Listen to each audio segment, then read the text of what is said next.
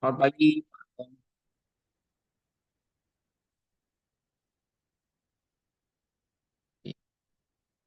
Bismillahirrahmanirrahim. Assalamualaikum warahmatullahi wabarakatuh. Waalaikumsalam warahmatullahi wabarakatuh, Kak. Apa kabar? Selamat Baik, pagi. pagi Pak Anton luar biasa. Ya, Oke, sebentar. Saya ucapkan selamat datang kepada teman-teman semuanya, terutama sudah ada Pak Anton yang sudah hadir pertama ya. Ini salah satu program namanya Public Speaking Academy. Pak Anton insya Allah akan selalu ya. tayang di setiap akhir pekan. Selama Ramadan saya pagi, kalau nanti setelah Ramadan di bulan April itu insya Allah di minggu malam teman-teman semuanya ya. Jadi saya langsung mulai saja karena sekaligus saya baik. Welcome ya. Saya ucapkan selamat datang kepada teman-teman semuanya. Baik, salam kenal. Ini beberapa profil ya. Salah satu ikhtiar saya untuk fokus di bidang komunikasi. Ini di kalau kita berbicara komunikasi itu sangat dalam sekali, kemudian itu sangat penting sekali karena setiap hari kita membutuhkannya. Dan mohon doanya juga ya ke Pak Anton, ada Marta Christina juga. Saat ini saya sedang mencicil ya buku-buku yang terkait komunikasi. Jadi saya ingin fokus di bidang komunikasi. Ya. Beberapa lain juga saya kadang diminta di training leadership, pengembangan diri. Kalau ke penulisan itu jarang ya. Walaupun saya itu menerbitkan 3 buku. Tapi yang banyak request itu public speaking, motivasi, leadership. Biasanya begitu. Jadi saya menyesuaikan saja. Baik teman-teman semuanya, saya ucapkan selamat datang nih. Kita sudah memasuki sesi ke-8 ya. Nanti Pak Anton, Kak Kristina, ada Ridwan di sini. Yang mau sesi 1 sampai 7 itu nanti klik aja ya. Di YouTube itu nama saya. Nah, itu nanti muncul itu ya sesi 1 sampai sesi 8. Nah, tema kita pada hari ini adalah mengontrol diri kita ketika kita berbicara. Kadang kita itu tidak terlalu menikmati proses kita berbicara. Kita nggak sadar. Boleh cepat, boleh sedang, boleh lambat. Itu tergantung kita. Nah, saya belajar mengontrol diri itu setahun ya. Itu baru teknik pemula dulu ya. Jadi kalau hari ini kita masih baru pertama, baru 2 kali, 3 kali, bahkan 10 kali dalam latihan itu wajar kalau masih belum mengontrol apa yang kita ucapkan, apa yang kita pikirkan, dan apa yang kita rasakan. Teman semuanya. Jadi ada 3 topik utama yang akan saya bahas. Pertama terkait teori-teorinya yang terkait, kemudian konsepnya bagaimana harus kita kontrol dan contoh mengontrolnya. Dan tentunya saya akan elaborasi dengan berbagai konsep yang lain, pengalaman dan berbagai riset. Baik, teman-teman semuanya, kita bahas dulu teori yang pertama. Nah, menurut James, ya, expert komunikasi. Jadi, kecemasan kita kadang mempengaruhi apa yang kita pikirkan. Menurut ya, ilmu yang saya pelajari, Neuro Linguistic Programming, barangkali di sini teman-teman semuanya ada yang sudah belajar. Jadi, pikiran kita itu satu paket dengan badan kita. Kalau pikiran kita cemas, gugup, khawatir, takut, maka itulah yang membuat badan kita gemetar tanpa sadar. Tapi sebaliknya, kalau badan kita yang merasakan sakit, yang merasakan tidak menerima audiens, tidak menerima sebuah kondisi panggung atau suasana dalam sebuah ruangan, maka itulah yang mempengaruhi pikiran. Jadi, pikiran dan badan itu satu paket. Jadi kalau hari ini kita nggak mampu mengubah pikiran kita, maka yang kita ubah adalah badan kita, fisik. Makanya kalau dalam sebuah training, seminar, itu biasanya kalau diajak untuk games atau permainan dulu di awal, nah itu untuk mengubah agar badan kita itu nggak stres, atau sebaliknya pikiran kita yang nggak stres. Itu konsepnya. Yang kedua, ini menurut Irving, ya, psikolog juga ya. Jadi kita untuk mengontrol diri kita itu kita harus yang namanya menciptakan. Itu dramaturgi konsepnya ya. Dramaturgi kita ini barangkali kita gugup, cemas, khawatir, takut segala macamnya, atau bahkan demam panggung, maka kita sendiri yang main settingnya, ya, seperti main drama. Oh, saya lagi main drama nih, walaupun sedang kita yang mengontrol. Jadi kita menurut Irving ini kita harus yang menjadi desainnya ya, atau mengontrol diri kita sendiri. Jadi kalau kita hari ini ingin tampil, katakan pada diri kita, wahai diriku, saya ingin tampil. Sekarang kita akan berperan ya. Berperan menjadi seorang pembicara ya, lebih baik ya, yang dahsyat, berdampak, powerful, menginfluence, atau yang memotivasi. Itu menurut Erving Goffman. Menurut Daniel juga ya, Daniel Goleman seorang psikolog juga. Jadi ternyata tidak hanya kecerdasan pengetahuan kita ya, kecerdasan inteligensi kita hari ini, tapi untuk mengontrol yang namanya sebuah emosi kita, mengontrol emosi yang positif, itu perlu yang namanya kecerdasan emosional. Jadi kalau menurut Pak Ari Ginanjar hari ini, teman-teman semuanya, kan gabungan dari tiga aspek. Kecerdasan spiritual, kecerdasan emosional, kecerdasan intelektual. Jadi tiga hal ini itu digabung oleh Pak Ari Ginanjar. Karena kalau kita hari ini berbicara kecerdasan emosional saja nggak cukup. Kita bisa lihat negara Indonesia banyak korupsi, banyak penembakan terjadi antar polisi dan tentara. Jadi kalau kita hanya menggabungkan kecerdasan intelektual, emosional saja itu masih kurang. Tapi kita perlu yang namanya menggabungkan kecerdasan yang namanya spiritual. Kita betul-betul merasakan dari hati. Jadi kalau kita berbicara, itu betul-betul kita rasakan. Jadi kalau pesan itu sampai dari hati, kita rasakan dari hati kita, maka itulah yang akan sampai ke hati audiens kita. Saya lanjut. Yang pertama, sekarang yang kedua, teman-teman semuanya.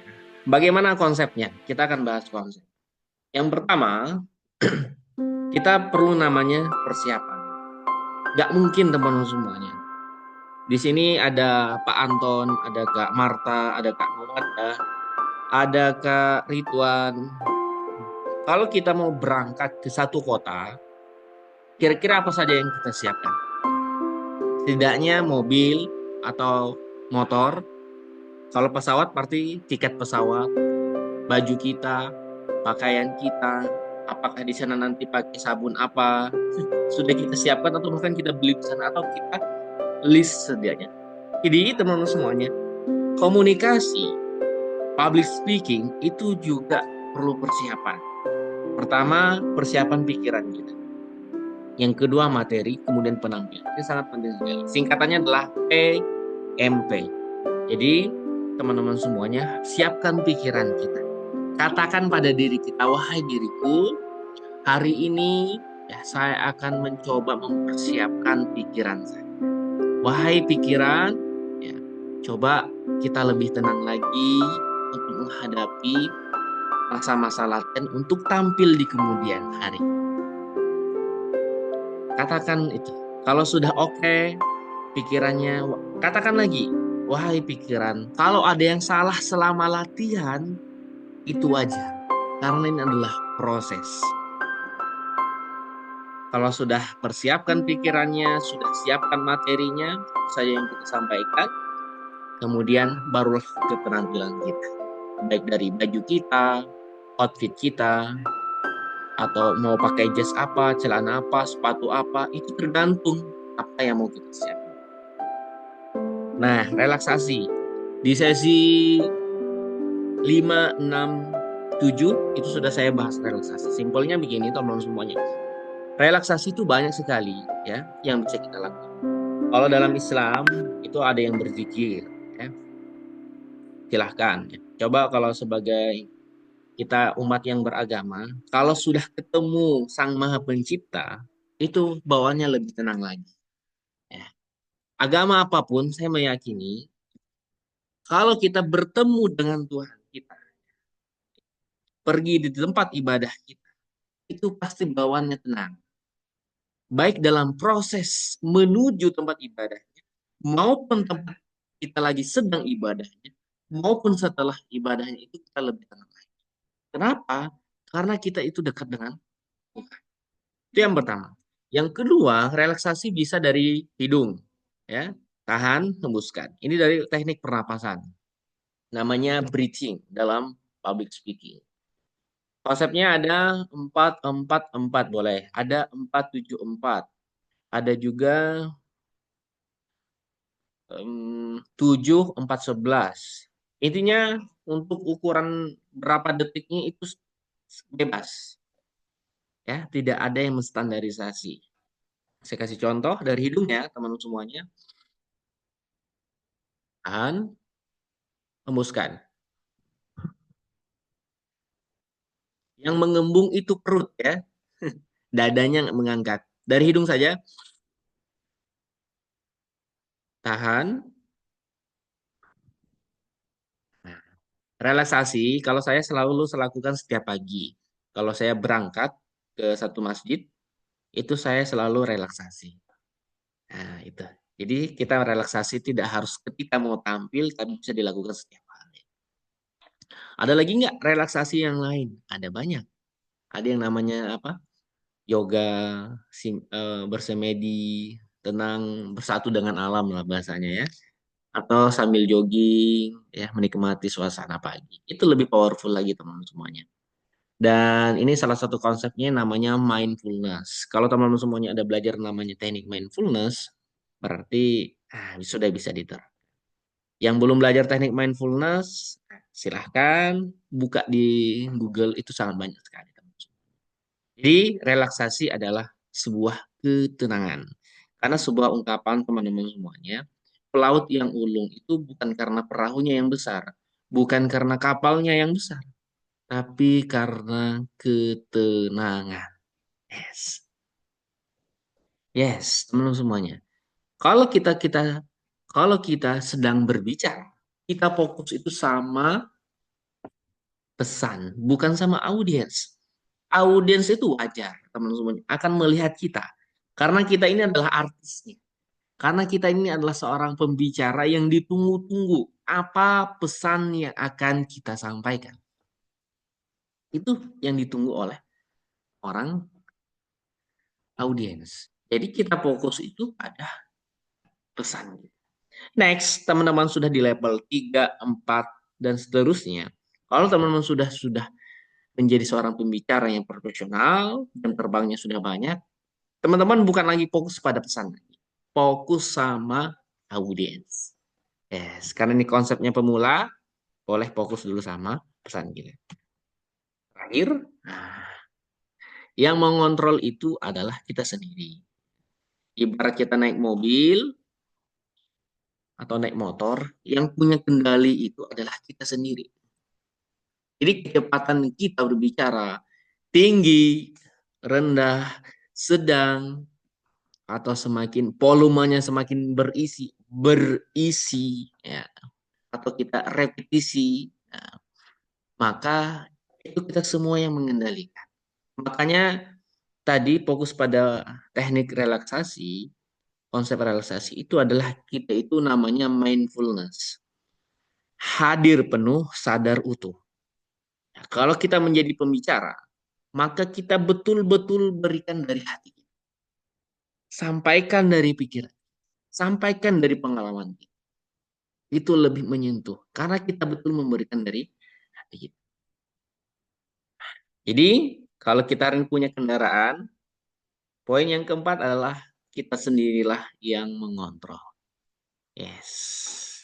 Oke, ini 4 konsep. silahkan teman-teman setelah ini bisa dipraktekkan. Ya. Ada lagi nggak konsep lain? Ada banyak. Ya, saya rekomendasikan 4 konsep tadi untuk mengontrol cara berbicara kita. Ya. Nah, sekarang bagaimana contohnya untuk mengontrol diri kita hari ini? Yes, saya kasih contoh dulu.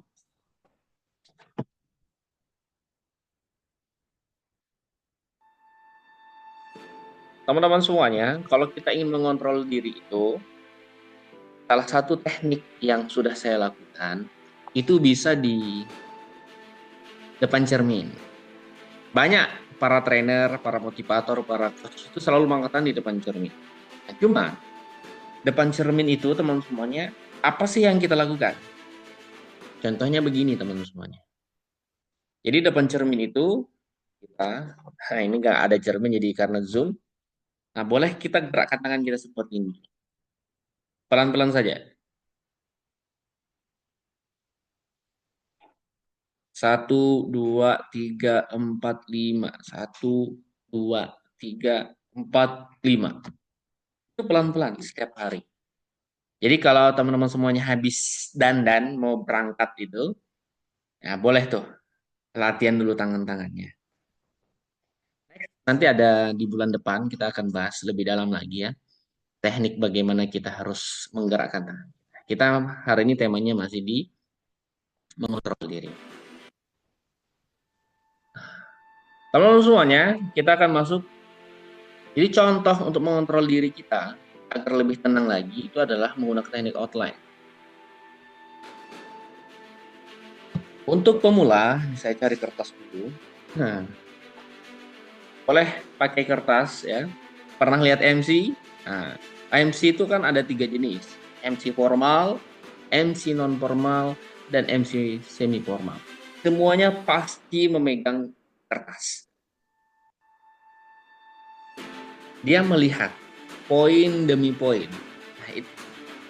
Teman-teman, kalau dalam proses latihan itu boleh menggunakan kertas.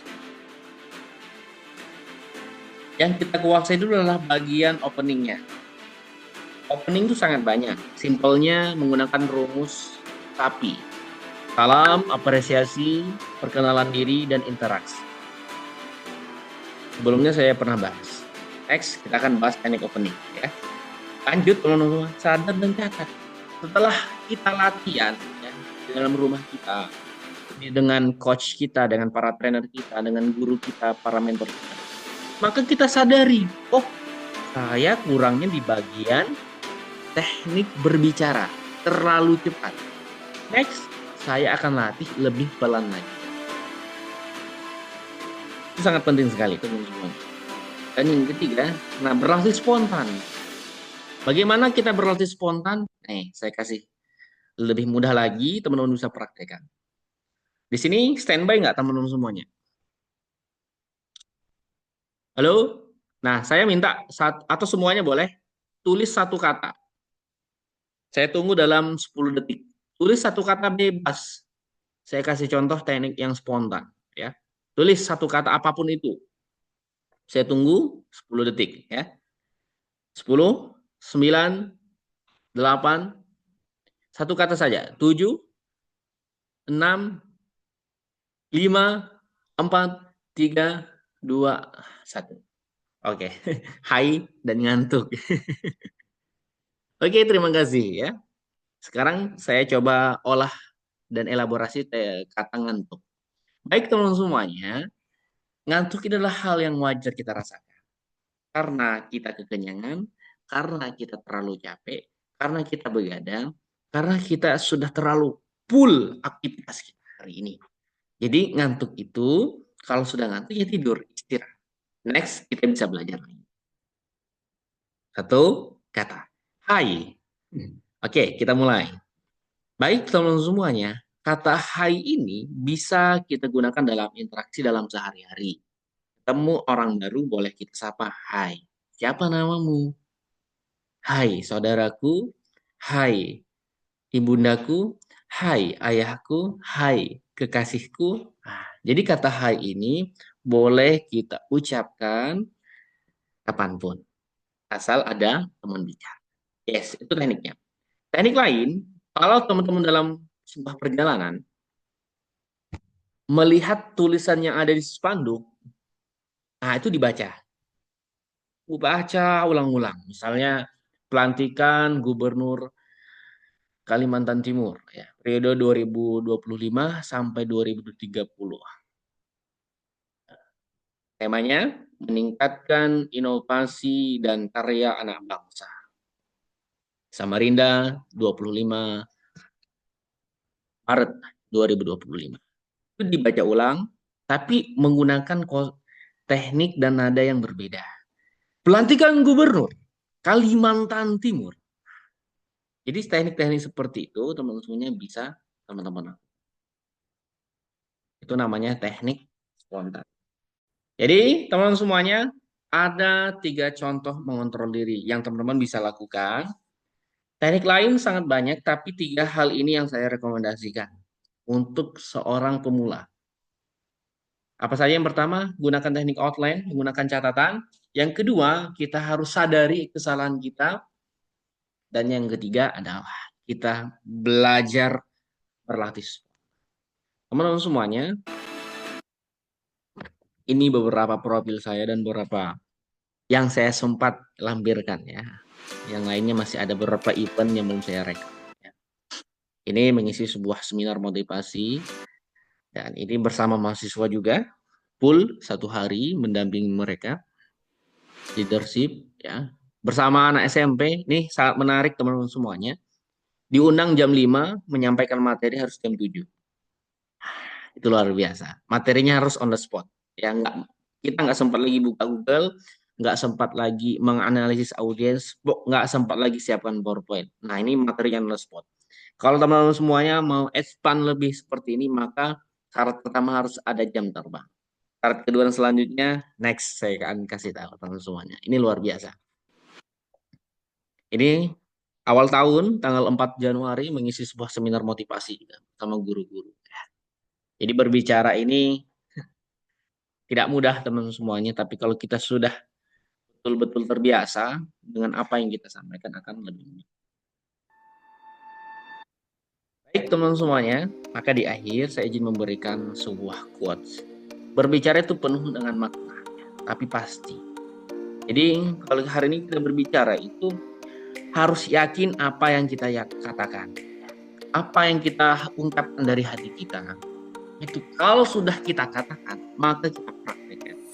Nah, apa yang saya sampaikan hari ini, teman-teman semuanya, itu nggak mungkin saya nggak praktekkan.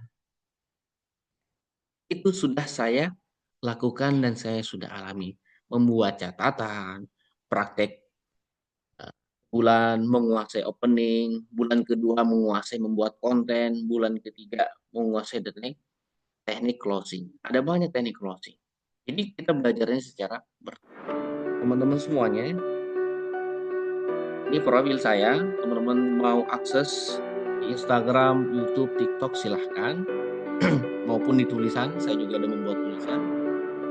Sesi 1, teman semuanya, sampai sesi 7, itu silahkan diakses saja di YouTube saya, tulis saja Najarudin. Teman-teman semuanya, di pagi hari ini adalah sebuah program namanya Public Speaking Academy. Ini sudah launching di bulan Februari. Sebenarnya kelas ini berbayar 300.000 dah seumur hidup ya, karena saya berikhtiar membuat konten Public Speaking Academy ini seumur hidup saya juga. Jadi teman-teman yang baru tahu itu cukup bayar 300.000. Selama saya masih hidup, saya akan selalu share setiap pekan materi-materi. Apa saja sih yang didapatkan dari 300.000 itu? Nah ini teman semuanya. 4 poin utama. Lalu bagaimana hari ini? Ya, teman-teman bisa mengakses sampai YouTube-nya, sampai sesi tanya jawab saja. Karena yang gratis. Lalu bagaimana kami mau paket pertemuan? Silahkan teman-teman pilih. Mau yang mana? Ya, saya sediakan semuanya ini untuk teman-teman semuanya. Setelah saya ikhtiarkan program Public Speaking Academy ini sampai saya hidup. Kalau saya sudah meninggal ya barangkali next anak saya akan melanjutkan lagi. Tentunya saya menggarap ini bersama teman-teman saya juga dengan tim. Tapi sejauh ini saya yang menjadi aktor utama. Kalau teman-teman nanti ada request, perlu Kak Manda, perlu Mas Gilang yang mengisi, bisa.